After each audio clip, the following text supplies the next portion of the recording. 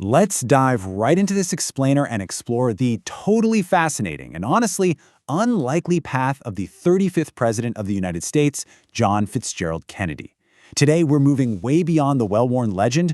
We're going to see exactly how a sickly boy from Massachusetts became this defining, iconic figure of the 20th century. Look, we all know how the story ends, right? But the beginning? That is where the real intrigue lies. So, here's our agenda for today. First, the 35th president. Then, privilege and pressure. Next up, survival in the Pacific. And finally, the path to power. Section 1. The 35th president. The man, the myth, the presidency. Before we flash back to his youth, let's just quickly frame the absolute peak of his career, from 1961 until that tragic day in Dallas in November 1963. Because to really appreciate the man's origins, we have to understand the myth. At just 43 years old, John F. Kennedy was the youngest person ever elected president. And, notably, he was the first Catholic to hold the office, which broke a massive historical barrier in American politics at the time.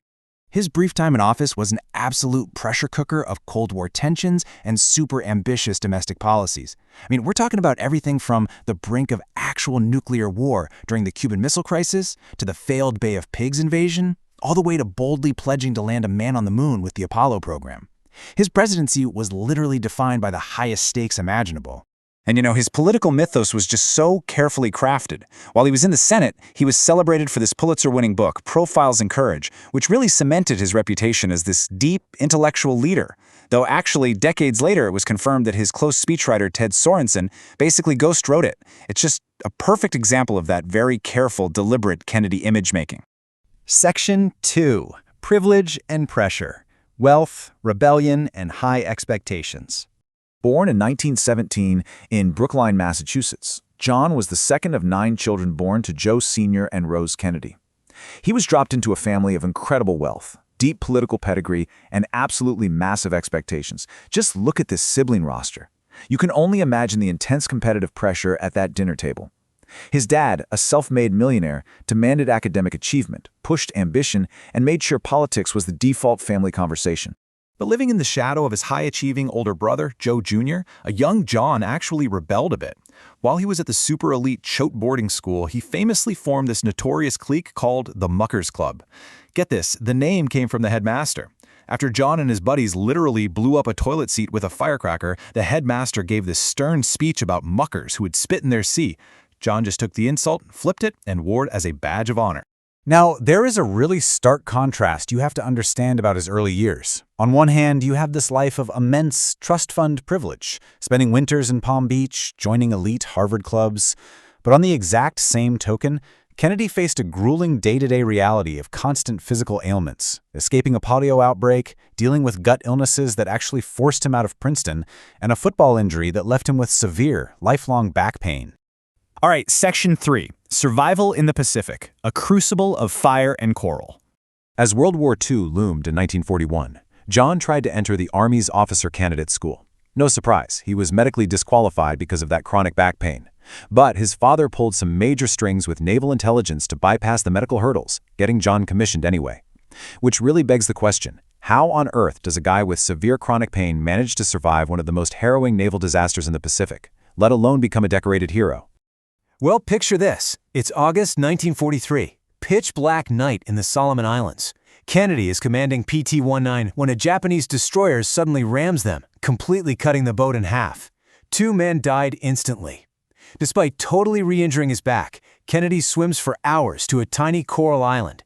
And he didn't just swim. He actively towed a badly burned crewmate by physically clenching the guy's life jacket strap between his teeth.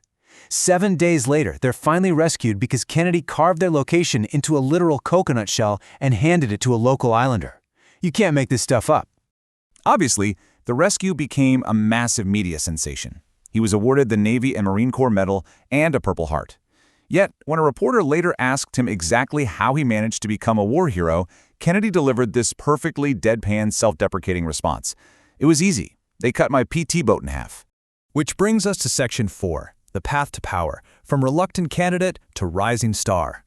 So the whole narrative of the Kennedy family shifts drastically and tragically in August of 1944. John's older brother Joe, Jr., who was the family's chosen political star, was killed in action flying a Navy mission. Suddenly, John's entire life plan was wiped away. He'd wanted to be a writer.